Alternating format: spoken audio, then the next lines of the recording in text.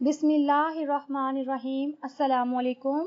आज हम आपको ऐसा वजीफा बताने जा रहे हैं कि अगर आप इसको सुबह के वक्त या दिन के किसी भी हिस्से में पढ़ लिया करें तो इसके पढ़ने की इतनी ज्यादा फजीलत बयान की गई है। इसकी बरकत से अल्लाह पाक आपकी इस दुनिया में हजारों हाजात पूरी फरमा देंगे। चाहे आपकी हाजात बड़ी से बड़ी ही क्यों ना हो, इंशाअल्लाह वो भी अल्लाह पाक पूरी फरमा देंगे। आज इसी आयत के बारे में तफसील से आपको बताएंगे कि वो कौन सी आयत है जिसके पढ़ने से अल्लाह पाक हर काम में आसानी पैदा फरमा देते हैं, जिसके पढ़ने पर अल्लाह पाक तमाम तरह हाजात पूरी फरमा देते हैं। हदीस शरीफ में आया है कि रसूलुल्लाह सल्लल्लाहु अलैहि वसल्लम ने फरमाया कि एक ऐसी आयत जानता हूँ कि अगर लोग इस आयत को ले लें तो ये आयत लोगों को काफी हो जाएगी, और वो आयत है बिस्मिल्लाहिर्रहमानिर्रहीम। वमन यत्तकिल्लाह यजअल लहु मखरजा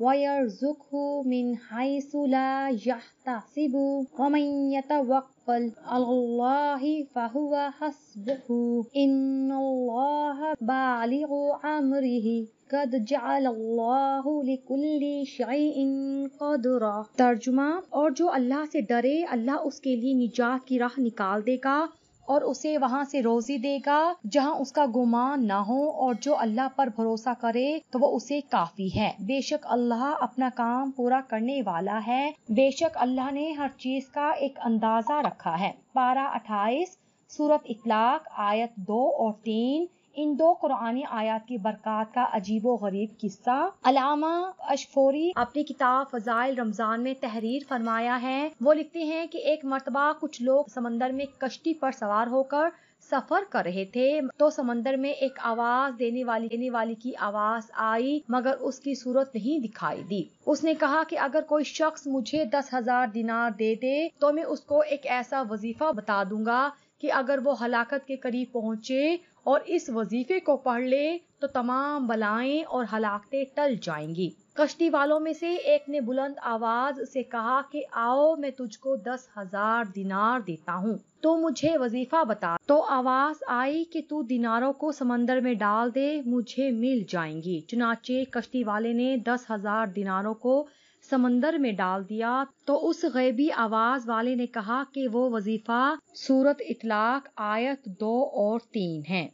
तुझ पर जब कोई मुसीबत पड़े तो इसको पढ़ लिया करो। ये सुनकर कश्ती के सब सवारों ने उसका मजाक उड़ाया और कहा कि तूने 10,000 दिनारों की कसीर दौलत जाया कर दी। तो उसने जवाब दिया कि नहीं, हरगिज नहीं, मैंने अपनी दौलत को जाया नहीं किया और मुझे इसमें कोई शक नहीं कि ये कुरान शरीफ की आयत जरूर नफा बख्श होगी। उसके बाद चंद दिन कश्ती चलती रही, फिर अचानक तूफान की मौजों से कश्ती टूट कर बिखर गई और सिवाय उस आदमी के कश्ती का कोई आदमी भी जिंदा नहीं बचा। ये कश्ती के एक तख्ते पर बैठा हुआ समंदर में बहता चला जा रहा था, यहाँ तक कि एक जजीरे पर उतर पड़ा और चंद कदम चलकर ये देखा कि शानदार महल बना हुआ है और हर किस्म के मोती और जवाहरात वहाँ पड़े हुए हैं, और इस महल में एक बहुत ही हसीन औरत अकेली बैठी हुई है और हर किस्म के मेवे और खाने के सामान वहाँ रखे हुए हैं। उस औरत ने उससे पूछा कि तुम कौन हो और यहाँ कैसे पहुँच गए?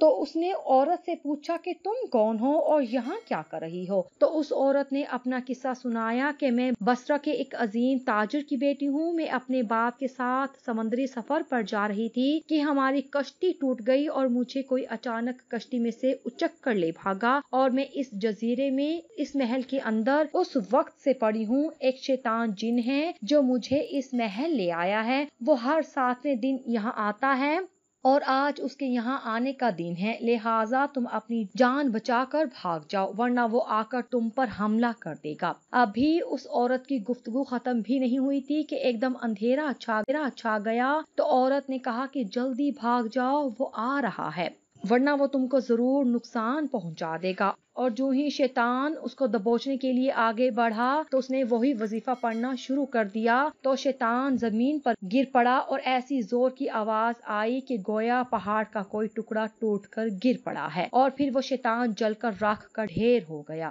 یہ دیکھ کر عورت نے کہا کہ اللہ تعالیٰ نے تم کو فرشتہ رحم بنا کر میرے پاس بھیج دیا ہے، تمہاری بدولت مجھے اس شیطان سے نجات ملی۔ پھر اس عورت نے اس مرد سے کہا کہ ان موتی اور جواہرات کو اٹھا لو اور اس محل سے نکل کر میرے ساتھ سمندر کے کنارے چلو اور کوئی کشتی تلاش کر کے یہاں سے نکل چلو۔ چنانچہ بہت سے موتی اور جواہرات اور پھل وغیرہ کھانے کا سامان لے کر دونوں محل سے نکلے اور سمندر کے کنارے پہنچے تو ایک کشتی بصرہ جا رہی تھی، اس پر سوار ہو کر بصرہ پہنچے۔ لڑکی کے والدین اپنی گمشدہ لڑکی کو پا کر بے حد خوش ہوئے اور اس مرد کے ممنون ہو کر اس کو بہت عزت و احترام کے ساتھ اپنے گھر میں مہمان رکھا۔ پھر لڑکی کے والدین نے پوری سرگشت سن کر دونوں کا نکاح کرا دیا اور دونوں میاں بیوی بن کر رہنے لگے اور تمام موتی اور جواہرات جو دونوں جزیرے سے لے آئے تھے وہ دونوں کی مشترکہ دولت بن گئی اور اس عورت کو اللہ کے فضل سے اس مرد سے چند اولادیں بھی دے دی